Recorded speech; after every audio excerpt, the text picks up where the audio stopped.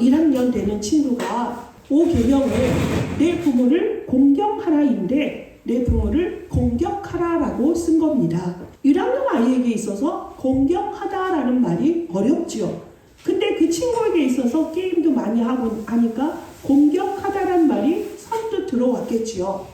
그렇게 우스갯소리가 있었지만 근데 실제로 보면 요즘은 부모들이 자녀들에게 이렇게 폭력을 많이 당하는 경우를 우리가 볼 수가 있습니다.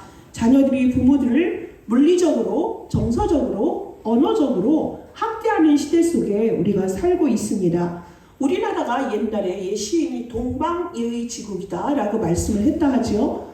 어떻습니까? 그렇습니까? 그런 분위기 없습니다. 전 세계가 하나의 니무롯의 시대로 도시국가가 되어지고 하다 보니까 현대 국가에 있어서 거의 나라들이 비슷한 양상으로 물질 만능주의의 시대를 우리가 살고 있는 것을 볼 수가 있습니다. 요즘 결혼을 많이 안 하고 있죠. 혼계찬 남녀들이 그 미팅을 할 때에 전제 조건이 무엇이냐면 나는 부모를 모시기 싫어요. 이거를 전제 조건으로 하는 시대 속에 있으니 얼마나 역행을 하는 시대 속에 우리가 살고 있습니까?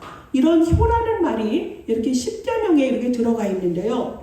5계명에서 내 부모를 공경하라라는 부분에 엘로힘이라는 말이 들어가 있습니다. 하나님을 섬기는 만큼 너희의 부모를 잘 섬기라는 말입니다. 그런데 인간이 짐승만도 못하다라는 말을 우리가 종종 하는데요. 짐승들이 들으면 짜증날 일이에요. 짐승들은 사실 먹고 마시는 거 외에는 다른 거 사람처럼 그렇게 교묘하게 간계를 쓰거나 하진 않거든요. 인간이 짐승만도 못할 때가 너무나 많습니다. 수학, 짐승만도 못하다라는 말입니다. 정말 우리가 인격적 그 일 때문에 부모를 공경하라는 말이 아닙니다. 부모의 자리는 무엇이냐면 역할과 자리입니다. 포지션입니다. 부모는 나에게 이 땅에 올 때 생명을 주신 분입니다. 저 옛날에 유교에 보면 부모가 주신 모든 신체를 하나도 버리지 말라 그래서 머리도 자르지 말고 모든 부분을 끝까지 지키도록 말씀을 하셨던 것을 우리가 볼 수 있습니다. 부모가 하신 역할은 두 가지입니다. 하나님의 대리자요, 하나님의 동력자의 역할을 가진 그런 상징성을 갖고 있는 것이 부모입니다. 그래서 그 부모를 공경하라는 말은 인격 때문이 아니라 부모가 갖고 있는 상징성 때문이라는 것을 아시기 바라겠습니다. 경외하다라는 말은 보통 우리가 하나님을 향하여 쓸 수 있는 것인데요. 예외적인 것이 딱 하나 있습니다. 부모입니다. 레위기서 19장 3절을 보면 너희 각 사람은 부모를 경외하고 너희 안식일을 지키라. 나는 너희 하나님 여호와이니라 라고 말씀을 하십니다. 부모에게만 경외라는 단어를 쓸 정도로 부모님은 하나님의 동력자요 우리의 대리자라는 사실을 여러분 꼭 기억하시기 바라겠습니다. 그래서 이 땅에 우리가 올 때 부모님의 몸을 빌어서 우리가 생명을 얻은 것이잖아요. 에베소서 6장 1절에 보면 자녀들아 주 안에서 너희 부모에게 순종하라. 이것이 옳으니라 라고 말씀을 하십니다. 옳다. 이것이 옳다. 이게 틀렸다. 옳다. 틀렸다의 그런 반대적인 개념이 아니라 이것은 뭐냐면 이것이 옳으니라. 자녀들아 부모에게 순종하는 것이 옳은데 이것은 바로 창세기 1장 26절, 27절에 나오는 것처럼 하나님의 형상으로 인간을 지으셨다는 말하고 똑같습니다. 우리가 죄송합니다. 범죄하여서 인간이 타락하여서 하나님께 죄 지은 이후에 우리가 이지러진 삶을 우리가 살고 있지만 우리 인간의 몸속에 뭐가 있죠? 본성의 흔적이 있습니다. 그 본성을 가르쳐주는 것이 바로 양심이라는 것입니다. 여러분 법이라는 게 우리가 지금 제도권 아래 우리가 살고 있습니다. 사회법이 있고 교회법이 있고요. 가정에도 보이지 않는 규칙이 있습니다. 자 그러면 세상의 법이 우선입니까? 양심이 우위 개념이겠습니까? 양심이 우위 개념입니다. 그 양심이 무엇이냐면 우리가 하나님의 본성을 가졌다는 증거가 양심이거든요. 이 양심이라는 것은 어떠한 사상도 어떠한 법도 신앙의 자유나 사상의 자유를 우리를 법으로 묶을 수가 없는 부분이 그것입니다. 그런데 세상은 어떻습니까? 신앙의 자유까지도 세상의 법규 아래 들려고 하는 너무나 기가 막힌 현실 속에 우리가 살고 있죠. 양심의 법이라는 것은 인간이 만들어놓은 법의 개념보다 우위 개념이라는 것을 여러분이 기억하시기 바랍니다. 그래서 인간들에게 가르쳐 주지 않아도 깨닫게 되어져 있어요. 불신자들 속에서도 자연스럽게 나오는 것이 천륜이라는 말을 하지 않습니까? 하늘에서 맺어줬다. 부모와 자식 간의 관계는 하늘에서 맺어줬다. 그래서 하늘 천자를 따서 천륜이라고 합니다. 신학적인 의미에서도 똑같습니다. 부모를 공경해야 하는 것이 우리에게 정의입니다. 당연히 해야 될, 마땅히 해야 될 일이라는 것입니다. 그 공경이란 말이 옛날에 여러 가지 단어로 쓰였습니다. 저울을 잘 때도, 저울을 이렇게 잴 때도 정확하게 눈금이 그어져야 되는 거잖아요. 그리고 영화롭다 이럴 때도 그 뜻이 담겨져 있었습니다. 그런데 실제적으로 그 단어가 어디에 가장 비중을 쓰냐? 무겁다, 아주 비중이 있다, 중요하다라는 말을 쓸 때 공경하다라는 말을 썼다는 것이죠. 그게 카메드라는 단어인데요. 그 단어를 굳이 여러분이 기억할 건 없지만 공경하다의 뜻이 이만큼 비중 있고 아주 중요하다란 말이죠. 몸의 기능으로 보면 몸에서 가장 중요한 것이 여러 가지 있겠지만 장기 중에 무거운 게 바로 간이라고 합니다. 간 기능을 말할 때처럼 이 간이 상하면 사람들이 생명을 유지할 수가 없는 것처럼 그만큼 중요한 것으로 이렇게 쓰인다는 것이죠. 몸의 모든 부분이 유기적으로 유지가 되는데 간에서 모든 것이 해독되지 않으면 사람들이 건강을 해칠 수가 있는 것입니다. 그만큼 중요하게 쓰였던 단어란 얘기죠. 말세 시대에 보면 상징성으로 나타나는 게 무엇입니까? 거역하는 것입니다. 디모데후서 3장에도 보면 말세 어떻습니까? 사람들이 부모의 말을 거역합니다. 돈을 사랑합니다. 쾌락을 쫓습니다. 하나님을 경배하지 않습니다. 이러면서 지금 얼마나 가치관이 바뀌고 있습니까? 요즘 회자되는 우스갯소리가 있잖아요. 자녀들이 출세하기를 원해서 부모들이 해야 될 조건이 3가지가 있다. 첫째, 조부모의 재산이 많아야 된다. 아버지가 아니에요. 할아버지가 재산이 많아야 자녀들이 유학도 가고 좋은 거를 공부할 수 있다. 두 번째, 어머니의 정보력이다. 세 번째, 아버지는 무관심해야 된다. 이게 지금 우스갯소리로 나왔지만 지금 세상의 풍속이 이렇다는 것입니다.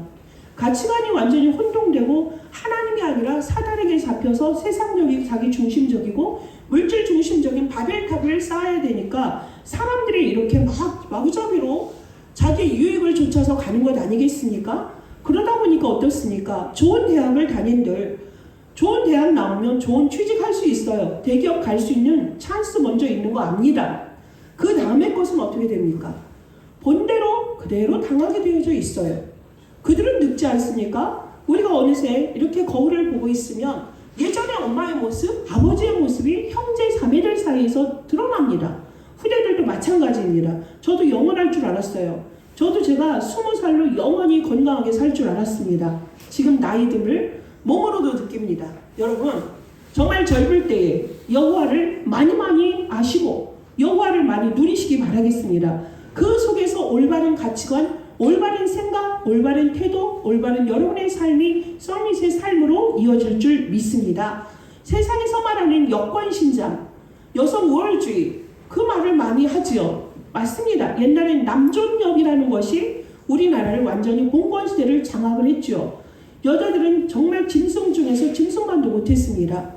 그러한 대접을 받았던 시대가 있고 지금은 많이 발전해서 여자들도 좋은 취직도 하고 대통령도 나오긴 하지만 현실에서 제가 보면 아직도 그 잘못된 생각들이 근성들이 많이 남아 있습니다. 그런 부분에서 우리가 나이를 드러내라 그게 아니라 하나님은 동등되게 하나님의 형상대로 지으셔서 남자와 여자가 함께 살도록 만들었다면 서로 존중하고 살아야 되는데 얼마나 이지러지고 잘못되고 병 걸린 그러한 개념 속에 사람들이 살고 있으니까 여권신장이다 그래서 여자들이 뭐든지 다 말도 안 되는 남자는 남자대로 여자는 여자대로 하나님이 속성을 만드셨어요. 그러면 서로 존중하면 될 일인데 왜 그렇게 말도 안 되는 그런 왜곡된 현실 앞에 왜곡된 사상을 가지고 후대들이 살아가고 있는지 다 이게 하나님을 떠난 영적인 문제라는 사실을 우리가 알고 있어야 되겠습니다. 그래서 우리가 남자 여자를 떠나서 하나님의 형상 가진 자를 소중히 여기고 하나님을 사랑하듯 이웃을 사랑하면은 이런 너무나 병들어 있고 잘못되어 있고 거꾸로 가는 이런 영기 속에서 하나님의 순리를 우리가 찾을 수 있게 될 줄 믿습니다. 우리 크리스찬들, 오직 그리스도의 답을 가진 우리들은 하나님을 떠난 데서 시작된 이런 다양한 형태의 영적인 문제 속에서 여러분이 그 하나하나를 치유하고 그 모든 것들을 제자리에 놓는 그 일에 앞장서는 여러분 되시기 바라겠습니다. 그리스도의 말씀으로 여러분이 완전히 정리가 되어지고 편집이 되어졌다면은 여러분의 현장 속에서 당연히 그 역할을 감당할 수밖에 없습니다. 자, 사무엘상 2장 29절에 이런 말씀이 있습니다. 너희는 어찌하여 내가 내 처소에서 명령한 내 제물과 예물을 밟으며 내 아들들을 나보다 더 중히 여겨 내 백성 이스라엘이 드리는 가장 좋은 것으로 너희들을 살찌게 하느냐. 여기서 나라는 것은 하나님입니다. 하나님보다 너희 아들들을 살찌게 하는데 너희들이 완전히 중심을 뒀다는 겁니다. 그건 뭐죠? 하나님보다 우선을 뒀다는 거예요. 자녀가 우상인 시대 아니겠습니까? 저도 그 모습을 보고 자랐습니다. 딸만 넷을 둔 우리 어머님이 드디어 아들을 낳았습니다. 그 아들은 평생 어머니의 우상이었습니다. 그 아들은 지금 멋지게 살아가느냐? 그렇지 않습니다. 병든 부모의 생각은 병든 자녀를 키울 수밖에 없어요. 그런 거를 제가 어려서부터 많이 보았습니다. 자녀들이 우선순위가 되면 안 돼요. 나와 너 사이에 아무것도 두지 말라는 거 기억하십시오. 하나님과 우리 사이에 다른 신이 끼어들면 안 됩니다. 다른 무엇이 들어왔다? 우상은 귀신과 교제하는 것입니다. 어떤 것도 여러분이 그 속에 두지 말아야 되는데 결국에는 어떻습니까? 그 아들 망치는 거 아니겠습니까? 이러한 시대 속에 우리는 정말 하나님이 나의 진정한 우선순위인가? 하나님이 나에게 있어서 가장 중요한 1순위인가? 이런 부분을 먼저 보세요. 서론에서도 말씀했던 것처럼 하나님을 향하여서 우선순위가 되어진 사람은 모든 사람과의 관계가 건강하게 자기도 살고 모두를 살릴 수밖에 없는 치유 서밋, 영적 서밋의 삶을 살 수밖에 없습니다. 여러분, 나이가 들면 인간의 그런 모든 굴레라는 것이 그렇습니다. 생성이 있죠. 태어나죠. 태어나서 여러분 자라고 유소년, 청소년 또한 여러분이 청년기, 장년기를 거쳐서 노년기 다음은 쇠퇴기, 소멸입니다. 그걸 누구도 이 주기를 벗어날 수 없습니다. 하나님을 떠난 인간에게 있어서, 범죄한 인간에게 있어서 세상에 살아가는 모습은 신자나 불신자나 똑같습니다. 자, 그 속에서 우리가 어떻게 이런 부분을 사냐? 지혜롭게 지금 여러분의 때를 지금 우리가 다시 출발하면 되겠습니다. 여러분, 지금 그때에 여러분의 발판이 누구일까? 그리스도 예수면 됩니다. 이러한 사람들은 같은 나이가 들어도 늙어 죽는 자와 나이 들어서 지혜로운 자의 삶이 다른 것처럼, 그런데요, 대부분의 삶은 어떻습니까? 지금 일반 회사나 아니면 회사는 당연하죠. 정년기가 있죠. 정년 퇴직이라는 게 있지 않습니까? 근데 일반 소규모의 이런 가게나 이런 데서도 소상공인들도 나이 많은 사람 찾지 않습니다. 그러면 어떻습니까? 연금이나 이런 것들이 준비되지 않은 어른들이 계셔요. 설사 그것이 있다 하더라도 자녀에게 물려주기 위해서 그거를 안 쓰고 계시는 분들이 많아요. 그러면 나이 들어서도 어른들이 돈이 필요할까요? 안 할까요? 필요합니다. 필요한데 자녀들은 그걸 읽지를 못해요. 왜냐하면 자기들 살기 바빠서 그걸 못 읽어요. 적어도 어른들이 사람을 만나려면 차라도 한 잔을 대접할 수 있고 밥이라도 한 끼 살 수 있어야만 사람을 만날 힘이 생기는 거예요. 어떻게 맨날 얻어먹는 삶이 되겠습니까? 그렇기 때문에 노인들에게도 경제가 필요한데 자녀들이 그거를 읽어줘야 되는데 그렇지 못해요. 나라에서도 조금 돈을 준다 하지만 그게 어른들에게 그래도 귀하게 이렇게 쓰임 받을 텐데 그 사각지대가 있습니다. 차상위 계층. 그래서 부모들이 어줍지 않게 땅이나 집이 작게 있는데 그런 분들은 혜택이 없어요. 그럼 어때요? 그분들은 그 집을 팔아야만 그게 된단 말입니다. 근데 나라에서 그것까지 살펴주지 못해요. 그럼 여러분은 정말 건강한 부모님이 있어야 여러분의 삶도 행복해요. 해피합니다. 아무리 재산이 많아도 부모들이 어느 한 부분이 아팠다고 생각해 보세요. 정말 여러 가지로 여러분이 그게 편치는 않습니다. 부모님들이 건강하게 살기 위해서는 정말 우리가 어려서부터 젊을 때부터 그러한 부분들이 계획이 좀 서고 서로를 살피는 그게 되어야만 한 가정이 건강하게 모든 것이 유기적으로 이어지고 그 다음 세대도 정말 행복하게 가정의 모든 것이 유지될 줄 믿습니다. 이런 질서가 있어야 돼요. 믿는 분들은 다시 우리가 돌이켜야 되겠습니다. 전 세계에 지금 잘 되는 게 뭐죠? 요양병원이죠. 요양병원이 있어서 저 또한 이렇게 편리하게 이런 사역을 하고 있지만 사역이 우선이다. 부모님을 내팽개치고 사역이 우선이다. 그렇다고 저는 말하지 못하겠습니다. 모두가 평안한 가운데서 내 일도 있는 것이고 내 사명이 있는 것이고 가정이 어떻습니까? 가정 교회가 되어줘야죠. 가정에서 모두가 하나님을 찬양하고 하나님께 경배하고 하나님 안에서 임마누엘을 누리는 그러한 가정이 가장 복된 가정인데 이런 부분들이 물질로 우선이 되다 보니까 자녀들이나 친척들이 모임을 볼 때도 이렇게 모이자 하면 그들이 우선으로 하는 게 뭔지 알아요? 사는 게 바빠서 먼저 직장 가는 게 우선순위가 되는 거예요. 저희도 7남매가 되지만 가족이 전체가 모여본 지가 도대체 어머니 돌아가시고 나서 모여본 적이 없는 것 같습니다. 이게 쉽지가 않습니다. 이게 얼마나요? 뭐 그렇게 열심히 돈을 버느라고 뭐 그렇게 열심히 버느라고 일가 친척도 돌아보지 못할 정도의 삶을 사는가? 과연 이게 질적으로 맞습니까? 전 그렇지 않다고 생각합니다. 현대 사회가 너무나 편리해졌어요. 편안해요. 그럼에도 자기들은 자기 자녀가 어디 여행 가는 건 즐거워하더라고요. 그런데요, 여러분 이런 노래 들어보지 않았습니까? 즐거운 나의 집, 즐거운 곳에서는 작사를 하신 분이 1700년대 말에 하워드 펜이라는 분이 이걸 작사를 하셨다 하더라고요. 그 극작가이면서 또 연극 배우였는데 이 시대가 이 미국이라는 나라가 지금 상당히 개체화되고 개인화되지 않았습니까? 예전에는 그 나라도요, 그 먹고 사는 게 참 힘들었어요. 옛날에 제가 초등학교 때 이렇게 주일 예배를 가려면 우리의 발목을 잡는 게 교회를 일찍 가면 되는데 발목을 잡는 게 초원의 집이라는 드라마를 배웠고 그게 얼마나 정서적으로 목가적으로 좋은지 모릅니다.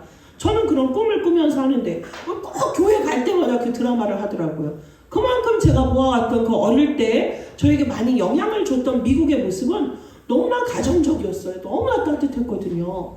그런데 그게 미국이라는 사회에서도 있었는데 이게 망가지기 시작한 거예요. 산업혁명으로 급속도로 산업이 발달이 되다 보니까 이 나라가 이제 완전히 각 가정이 파괴가 되기 시작하는 거죠. 물질 우선으로. 엄마가 가정에서 아이들을 돌보던 그런 시대가 아니라 엄마도 아이들도 다 같이 돈 벌으라고 바쁜 거예요. 그러면서 그 시대가 지금 발전돼서 지금 어디까지 온 거죠?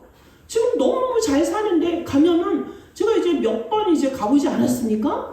보면은 부모와 자식 간에 부모는 자식에게 손 벌리면 안 돼요. 기대면 안 되고요. 자식 또한 부모에게 기대는 게 이게 완전히 무슨 잘못된 죄악처럼 돼 있어요. 사회 분위기가. 그래가지고 따로 개별적으로 사는 게 아주 건강하게 나이스하게 사는 것처럼 돼 있단 말입니다.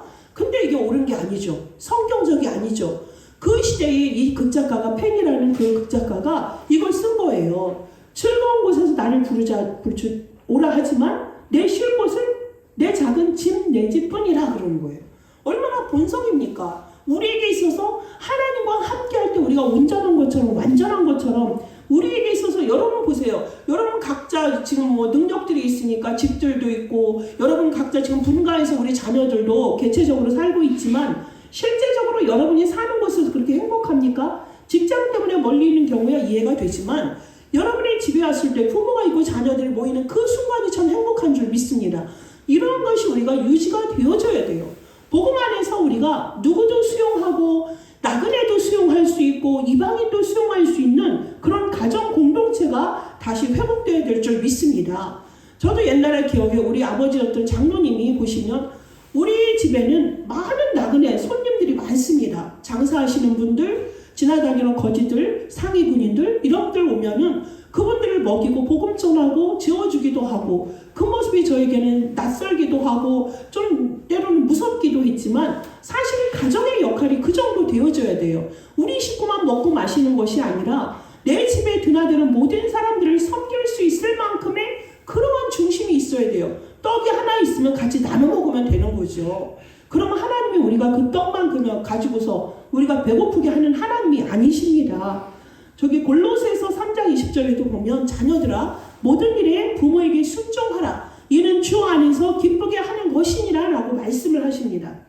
모든 일에 그러셨어요. 하나만 그런 것이 아니라 모든 일에 순종하라. 이 골로새 교회 배경이 있습니다. 골로새 같은 경우에는 많은 나라들이 교류하는 국제도시였어요. 그러니까 국제 결혼이 많았습니다. 국제 결혼이 많다 보니까 이스라엘 백성들이 누구랑 결혼을 하냐면 영지주의와 결혼을 하는 경우가 많아요. 영지주의 하면 여러분이 참고로 알아두셔야 될 것이 영지주의의 사상은 딱 이분법입니다. 영은 깨끗하고 육은 더럽다 이렇게 돼 있어요. 육도 중요하지 않습니까? 우리의 삶도 전도자의 삶을 살아야 되는데 그때 당시에 그들은 육은 더러운 것이야. 영만 깨끗해. 이러다 보니까 육에 속한 게 뭐냐면 너희들 부모들 그렇게 공경할 필요 없어. 네 삶이 중요해. 이렇게까지 되는 것이에요. 그러다 보니까 영지주의가 판치니까 부모들이 뭐예요? 이렇게 온전히 대접을 공경을 못 받는 거예요. 이러한 속에서 이 시대 사람처럼 이 시대 보면 여러분 가끔 뉴스 나오지 않습니까? 고독사. 근데 어디에서? 가난한 동네에서만 나오는 것이 아니라 아주 부자 동네에서도 오랜만에 발견이 되는데 보니까 고독사. 돈이 없어 죽었을까요? 고독해서 죽는 거예요. 찾는이 없고 차질이 없으니 그렇게 되어지는 시대에 그 시대에도 이런 노인들의 상실이 있었다는 거죠. 골로새 교회. 그래서 이 사정을 아는 바울이 골로새 교회에 쓸 때 모든 일에 부모에게 순종하라라는 말이 나왔다는 배경을 우리가 볼 수가 있습니다. 이런 부분에서 여러분 단순히 육신의 부모를 공경하라는 뜻이 아닙니다. 여기에는 구원의 계획이 있는 것이에요. 어떤 사람은 우리가 10계명을 나눌 때 하나님과의 우리의 관계를 그래서 수직 관계로 보는 분이 있어서 1계명에서 3계명까지만 하나님이야. 어떤 분은 안식일까지 하나님을 대상으로 하니까 하나님 것이야. 어떤 분은 또 내 부모를 공경하라까지도 하나님을 향하여서 하라는 이렇게 학자들에 따라서 하나님에 대한 사랑을 3계명, 4계명, 5계명에서 끊는 분들이 많아요. 근데 그게 중요한 게 아니라 우리가 거기서 보는 뭘 보면 되죠? 하나님이 우리에게 바라는 너희들은 이렇게 살아라는 하나님의 마음과 속성을 읽어내면 되는 것입니다. 자, 부모를 공경함에 있어서 육신적으로 그들을 대하고 그들을 끝까지 공경하는 것이 하나님을 공경하는 신앙의 삶과도 여전히 많이 닮아 있지만 가장 중요한 것이 무엇일까요? 내 부모가 예수가 그리스도 되심을 알고 믿도록 하는 것이 사실은 최고의 축복입니다. 이 구원의 축복을 나눈 우리들이라면 복음 안에 들어와 있는 우리는 복음으로 소통하면 되어지는 거예요. 부모님들이 집에서 가료를 받을 수도 있고 요양병원에 계실 수도 있습니다. 그런데 우리가 형식적으로 그분들을 잘 찾아뵙고 하는 것이 효과다가 아니라 내 부모님이 그리스도를 알고 그리스도 안에서 평안하도록 여러분이 계속적으로 기도해주고 말씀을 선포해주는 것이 중요합니다. 아직도 구원받지 못했다면 그들의 구원을 지금 기회를 주시는 그때에 그들을 찾아가서 이 복음을 말씀을 전하고 그가 운명에서 빠져나온 상태로 영생이 있는 것을 알고 그리스도 그 품 안에 들어가는 것이 너무나 중요합니다. 그래서 우리는 이런 모든 것들이 부모가 정말 예수를 믿음으로 말미암아 그리스도 안에서 연합되어진 이런 가정이 된다면 가정이 파괴되고 있는 이 시대 속에서 지금 이 시대만 그런 게 아니라 사실은 노아 시대에도 그랬어요. 남자가 남자끼리 상관하겠다고 하지 않았습니까? 동성애 축제 시대, 성매매 시대, 마약 시대, 지금 향락 헌음 시대를 맞이하고 있고 인터넷으로 범죄 시대, 여자를 그냥 상품으로 만들어 놓고 이러한 시대가 지금만 있는 게 아니에요. 지금은 뭐가 발달해서? 매체가 발달이 되니까 전 세계가 이걸 가지고 죄악의 막 소용돌이 속에 빠져 있지만 노아 시대에도 있었습니다. 분명히 롯이 얘기했거든요. 사위들에게 여기를 떠나야 돼. 멸망이 올 거야 그랬는데 사위들이 뭐라 했는지 알아요? 농담으로 여겼더라 그랬어요. 농담으로 여겼다는 건 뭐예요? 경멸했다. 재앙을 받겠다. 멸망받겠다. 그 소리 아니겠습니까? 자녀들 여러분 정말 정신 차리세요. 지금 20살이 되면 성인이다 그래서 법적 권리도 있고 하지만 여러분이 아무리 결혼을 하고 아이들을 키우고 있어도 부모 말에 순종하십시오. 부모가 말하면 네, 예스라고 말하세요. 하나님이 말씀에 우리가 아멘, 예밖에 없듯이 부모의 말에 예스하는 여러분이 정말 지혜로운 사람입니다. 제가 여러분을 볼 때 많이 배웠어요. 많이 들었어요. 얼마나 여러분은 많은 매체 속에 많은 정보를 듣고 있습니까? 왜 부모들의 말에 예를 못하는 것입니까? 순종하셔야 돼. 부모님의 말에 그 말에 들리지 않아서 거역한다, 반역한다? 여러분 그대로 될 수밖에 없어요. 얼마나 무서운지 아십니까? 왜 그렇게 여러분을 내세웁니까? 부모가 여러분 잘 되라고 하는 거지 잘못 되라고 하는 부모가 어디 있습니까? 근데 왜 복음 안에 있는 우리 후대들도 왜 그렇게 반항을 하고 거역을 하는지 모르겠어요. 결국에는 여러분이 지금 어려서부터 말씀으로 훈련으로 받았는데 지식으로 알고 있는 그 지식도 상당히 중요해요. 여호와를 아는 지식이 없어서 멸망하는 시대 속에 우리의 후대들은 그래도 어려서부터 성경을 알고 말씀을 알고 그리스도를 알고 자랐는데 결국에는 청년이 돼서 자기들 멋대로 사는 거예요. 이제 머리 컸다고 훈련 와서도 듣기 싫은 거 듣기 싫고 왜 저런 용어 새로 나오는 거야? 왜 어때? 남들도 지금 혼전의 관계를 갖고 혼전의 삶을 차리고 있는데 그게 뭐 잘못돼서 아니 이렇게 말을 하는 후대들 뭐 기가 막힙니다. 세상의 병든 세상의 것을 왜 여러분의 것으로 합니다. 절대적으로 말합니다. 혼전에는 절대로 관계를 해서는 안 됩니다. 그래야만 여러분의 후대가 복이 받아요. 여러분의 후대는 언약의 후대이기 때문에 여러분이 정말 여러분을 지켰다. 하나님의 성전이 여러분을 지켰다. 너무 중요한 거예요. 남들처럼 그게 자유롭다? 난 개방적이다? 그 병든 생각을 빨리 고치시고 그리스도 안에서 여러분 절대만 다 다시 세워주셔야 돼요. 여러분 그거 치유되지 않으면 안 됩니다. 뭐 그렇게 여러분의 주장이 많습니까? 부모님들이 여러분들은 좀 부족한 부분이 있다 하더라도 먼저 살아온 세대의 그 지혜를 여러분이 어떻게 따라가겠습니까? 아프리카에서 한 노인이 죽으면 뭐라 한다고요? 도서관이 하나 없어졌다고 합니다. 그 지혜가 있어요. 여러분보다 먼저 30년 먼저 경험한 것이 있지 않습니까? 부모의 말에 경청하십시오. 부모의 말이 들리지 않는다. 하나님 내가 지금 병들어 있습니다. 내 귀를 열어주옵소서. 내 귀가 열려져서 저 부모님의 말씀에 그 뜻이 무엇인지를 알게 해달라고 기도하지 않으면 여러분 멋대로 사는 삶이 결국엔 여러분이 그 책임을 질 수밖에 없어요. 제가 지난주에 부산에 가서 어떤 현장을 제가 보고 온 겁니까? 미혼모들의 현장을 보고 오지 않았습니까? 10대의 아이들을 낳았어요. 10대에. 아직도 부모의 보살핌을 받아야 되는데 10대 아이들을 낳았단 말입니다. 또 어떤 연예인을 보니까 살짝 보니까 자기 아들이 일찍 부모가 된 거예요. 아비가 되니까 엄마가 가장 이 마음에서 촥 내려가는 게 뭐냐면 내 아들이 정말 왜 저랬을까가 아니라 내 아들이 벌써 부모가 돼서 부모의 역할을 한다는 그 자체가 그 엄마에게는 마음이 너무 아픈 거예요. 이경실이라고 개그우먼 있잖아요. 그래서 나는 그게 상당히 공감이 됐어요. 자녀들은 그걸 몰라. 때가 있는데. 그래서 여러 가지를 보면서 그 아무것도 모르고 정말 자기들이 도대체 무슨 관점으로 그 아이를 그렇게 낳았는지 모르지만 자기 자녀조차 나라의 도움을 받는데도 키우지 못하잖아요. 그래서 그걸 교회가 감당하고 있고 한 목사님이 그 생애를 거기다 드리고 있는 모습. 왜? 그 재앙 막아보겠다고. 그리고 지금 제가 예배를 드리는 현장에는 어떻습니까? 집도 없습니다. 직장도 없습니다. 부모도 없습니다. 그런데 아이를 패고 있어요. 참 이런 걸 보면 가정이라는 게 사실은 천국의 모형인데 너무나 소중한 것인데 사람들이 정말 이 개념이 없구나. 너무 병들어 있는 이 시대구나. 멸망받은 시대라는 것이 볼 수가 있습니다. 얼마나 파괴가 되면 결혼했는데 바로 이혼해버리고 이혼해서 사람들이 옆에서 도와줘도 말귀를 못 알아듣고 자기 얘기만 하고 있고 애들은 거기서 막 피해를 보고 있고 가출 청소년, 가출 어린이 급증하고 개인이 영적 상태가 병들어 있으니까 가정이 올바르겠습니까? 부모가 올바르겠습니까? 이 오래도록 있는 이 가정의 모든 문제가 어디서 시작됐다? 거슬러 올라갔더니 영적 문제의 근원지 하나님을 떠난 데서 비롯됐다. 나 중심, 물질 중심, 성공 중심. 설령 그 중에서 뭐 10대의 미혼모가 된다. 아이들을 잘 키웠다. 그래서 뭐 그거에 대해서 막 자기가 답을 준다. 오프라 윈프리 같은 미국에서 영향력 있는 그 여자. 그렇다고 해서 그 여자가 모델이냐? 아닙니다. 제가 보면 아닙니다. 너무 병들어 있어요. 돈 벌면 성공한 것입니까? 부가 있으면 더 성공한 것입니까? 여러분 보면 자녀들을 지금 품에 키워야 되는 부모들이 우리나라 같은 경우에는 복지가 잘 돼 있으니까 아이들을 그냥 무조건 맡기는 거예요. 어디다? 유학원에 맡깁니다. 부모는 뭐하냐? 돈 벌러 가요. 놀러 가요. 말도 안 되는 짓입니다. 여러분이 우리 정말 복음 안에 있는 우리들은 가정의 모델이 되십시다. 우리 가정은 미션홈이 되어져야 합니다. 모든 사람을 살릴 수 있어야 돼요. 그러니 그리스도 안에서 복음이 나의 것으로 각인되지 않는 그 속에서 나오는 생각과 행동과 모든 일이라는 게 정말 질서가 완전히 무질서 상태로 가는 것이에요.